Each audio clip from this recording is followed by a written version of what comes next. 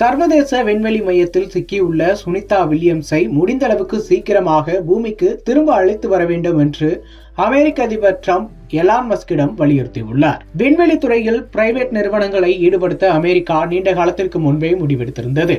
ஆனால் அப்போது முதல் இப்போது வரை எலான் மஸ்கின் ஸ்பேஸ் எக்ஸ் நிறுவனத்தின் கை மட்டுமே இந்த துறையில் ஓங்கியிருந்தது.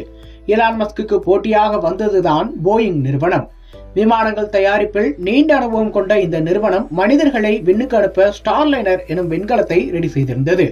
அதில்தான் இந்திய வம்சாவளியான சுனிதா வில்லியம்ஸ் மற்றும் அமெரிக்காவைச் சேர்ந்த புச் வில்மோர் ஆகியோர் பூமியிலிருந்து 400 கிலோமீட்டர் உயரத்தில் உள்ள சர்வதேச விண்வெளி மையத்திற்கு சென்றிருந்தனர். இவர்கள் புறப்படுவதற்கு முன்னரே பலமுறை தொழில்நுட்ப பிரச்சனை காரணமாக ஸ்டார்லைனர் பயணம் ஒத்திவைக்கப்பட்டது.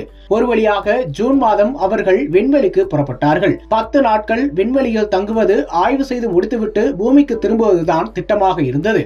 ஆனால் அங்கு போன பிறகுதான் ஸ்டார்லைனர் ராக்கெட்டில் பெரிய பிரச்சனை இருக்கிறது என்பது கண்டுபிடிக்கப்பட்டது.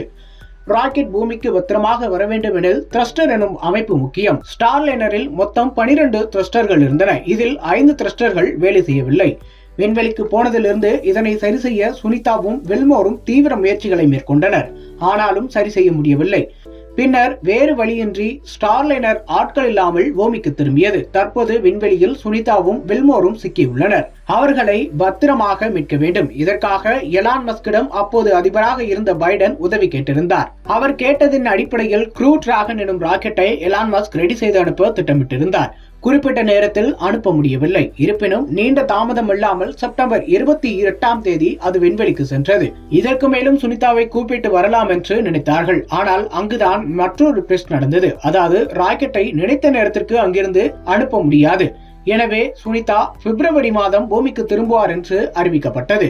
இப்படி இருக்கையில் முடிந்தவரை சீக்கிரமாக சுனிதாவையும் புச் வில்மோரையும் அழைத்து வர வேண்டும் என்று ட்ரம்ப் கேட்டுக்கொண்டதாக எலான் மஸ்க் தெரிவித்திருக்கிறார்.